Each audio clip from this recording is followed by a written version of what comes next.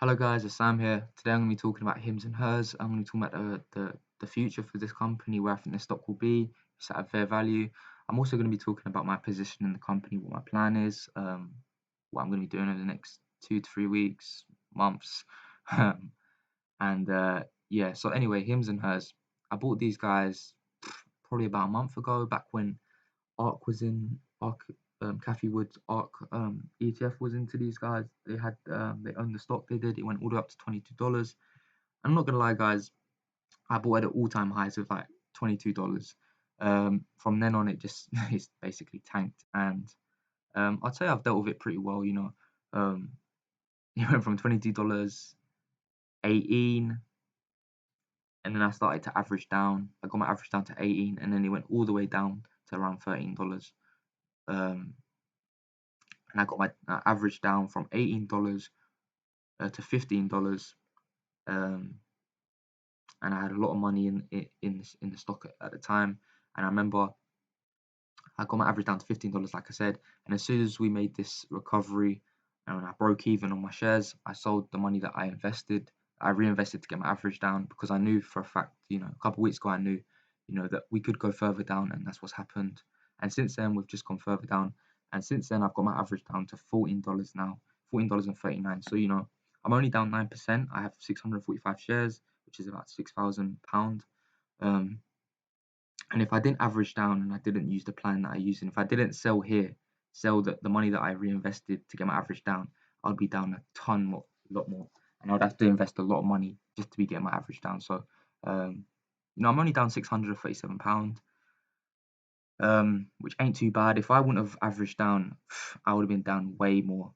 Um, I don't know how much percent I would have been down, but I would have been down a lot more. The reason I bought at $22, I was just looking.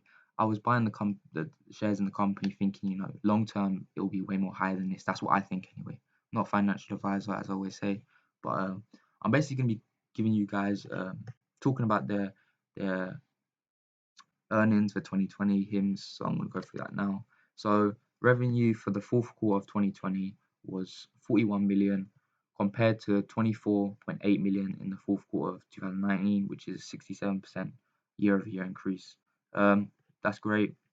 So now we're going to go on to the full year earnings. So full year was 148 million compared to 82 million the prior year, 2019, which is 8% year-over-year growth. So, they've got their revenue up to 148 million, which is great. Considering that these guys started in 2017, I believe, that's pretty impressive, considering 2017, and they already got their revenue up to 148 mil. That's great. Now the reason why I'm comparing these guys to Teledoc. So if we look at Teledoc's revenue back in 2016, their revenue was 123 million. Now HIMS in 2020 is 148 million, which is a bit more. But if we look at Teledoc stock back in 2016, their stock is around $11, anywhere between $11 to $18, up and down, just scaling up and down. So obviously, I'd say we're in the same sort of position Teledoc was in back then. So my reason for this is that right now Teledoc is $176 stock. Obviously, since then they've been increasing revenue, increasing their platform, just increasing the business, which has been great for the company. So obviously, my thoughts here with HIMS, like I said, right now, if you're getting into the stock now, you're getting into the early innings of the company, and as long as they keep on growing the revenue, getting into the digital health sector with the mobile app and stuff like that. So instead of having to go to the doctors to get something sorted out, you could do it. You could speak to a doctor on the phone, and they can create revenue from that. I definitely think the stock can go much higher than $13. I think right now where the stock's at, it's at fair value. There's a lot of growth to be made in this company. That's why I'm in these guys. The healthcare sector hasn't really been innovated. It's been the same over the last 10 to 15 years, 20 years, even further than that. Nothing much has changed. Technology hasn't got into the health sector yet, which obviously HIMS is trying to change that. Teledoc's changed that already. But if HIMS can get into the same industry as that, get into that bit of the healthcare system and innovate it and grow its customers and stuff like that, I think they'll be more than they should be anyway. They should be higher than $13 as long as they keep on growing their revenue each quarter. There's nothing to worry about. But like I said, where it's at right now, I'd say it's at a fair value.